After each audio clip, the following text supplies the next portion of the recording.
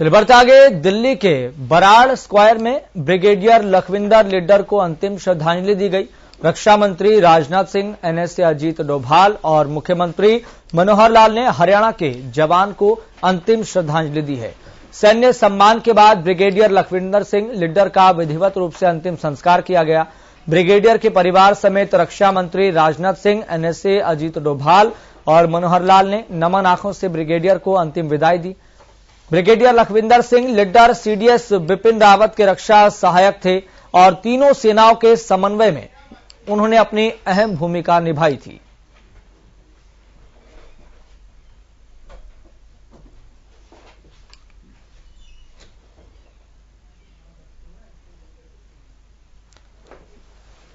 तो दिल्ली के बराड़ स्क्वायर में ब्रिगेडियर लखविंदर लिड्डर को अंतिम श्रद्धांजलि दी गई। रक्षा मंत्री राजनाथ सिंह, एनएसए अजीत डोभाल और मुख्यमंत्री मनोहर लाल ने हरियाणा के जवान को अंतिम श्रद्धांजलि दी। सैन्य सम्मान के साथ ब्रिगेडियर लखविंदर सिंह लिड्डर का विधिवत रूप से अंतिम संस्कार किया गया।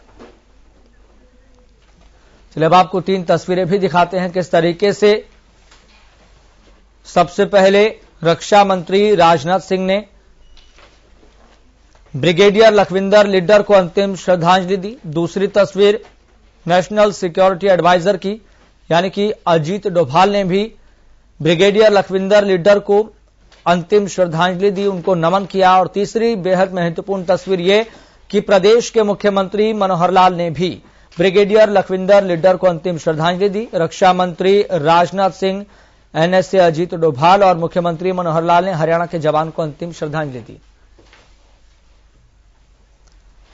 चलिए आपको बता दें कि रिटायर्ड कर्नल सुखविंदर राठी हमारे साथ जुड़ गए हैं। सुखविंदर राठी जी, देश इस वक्त बहुत ज्यादा गमगीन माहौल से गुजर रहा है और होना भी यही चाहिए, क्योंकि ऐसी शख्सियत को हमने खोया है, ऐसे व्यक्तित्व को हमने खोया है कि जिनके कार्यों को हम कभी भूल नहीं सकते, उनकी सादगी को, उनके प्रभावशाली वक्तव्यों को हम कभी भूल नहीं सकते, जिनसे चीन समेत पाकिस्तान कांप जाया करते थे।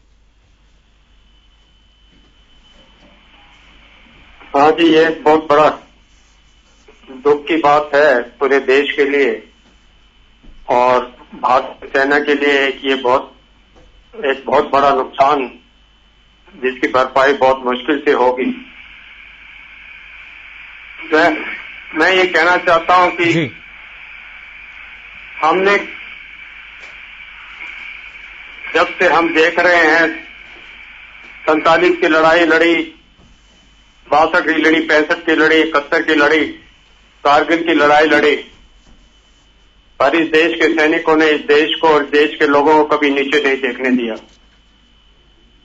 हम पैदा हुए हैं इस देश की सीमाओं की सुरक्षा रखने के लिए जी, चाहे हमें उसके लिए कितना भी बलिदान देना पड़े हम देंगे। और आज ब्रिगेडियर और जनरल साहब, सीडीएस साहब ने और उनके साथ इतने वीर सैनिक जो उनके स्टाफ में थे, वो भी आज हमारे बीच में नहीं रहे हैं। इसका हमें दुख है, मगर इस चीज के लिए हम इस देश की सेना में भर्ती हैं, इस चीज के लिए हम पैदा हुए हैं और हम अपना कर्तव्य करते रहेंगे। ये देश के लिए आप कितनी बड़ी क्षति मानते हैं? क्योंकि chief of defence staff Bipin Rawat को उनके विशेष कार्यों के लिए याद किया जाता है, उनके बेहतर कोऑर्डिनेशन के लिए, किस तरीके से सेना के विभिन्न अंगों में बेहतर कोऑर्डिनेशन वह किया करते थे, अच्छे तारतम्य के साथ सब कुछ चल रहा था और सेना के आधुनिकीकरण में उनकी एक विशेष जिम्मेदारी थी जिसको वह बखूबी निभा रहे थे। किस तरीके से हम याद करें? बहुत सी चीजें हैं, बहुत सी यादें हैं, बहुत सी स्मृतियां हैं। जनरल बिपिन रावत हमारे आर्मी चीफ थे। उसके बाद जब पहले सीडीएस की अपॉइंटमेंट हुई तो भारत सरकार ने उनको पहला भारतीय सेना का सीडीएस के पद पे उनकी नियुक्ति की। सीडीएस एक बहुत इम्पोर्टेंट पोस्ट है, तो तीनों सेनाओं को उनके बीच में कोऑर्डिनेशन रख के और जो भी हमारी रणनीति होती है युद्ध की, उसको एक बैलेंस बना के, एक स्ट्रेटजी बना के हम चलते हैं। इस टाइम जिस प्रकार से चाइना, पाकिस्तान, जिस तरह से अभी हमने देखा है कि वो अपनी कार्रवाई उन्होंने तेज की है। इस वक्त में उनका जाना एक दुख की बात और एक चिंता की बात है। पर मैं आप विश्वास दिलाता हूँ, देशवासियों को विश्वास दिलाता हूँ जी कि ये सेनाएं आपको चाहे कहीं पे कितनी भी हमें नुकसान पहुंचे, कितनी भी हमें लॉस हो जी, पर हम अपनी ड्यूटी से और इस देश को कभी भी नीचे नहीं देखने देंगे। ये मेरा आपसे वादा है। जी सुखविंदर जी, एक पहलू को लेकर और मैं आपसे सवाल पूछना चाहता हूं, इसे हादसा या साजिश क्या आप मानते हैं? आपकी राय क्या है व्यक्तिगत तौर पर?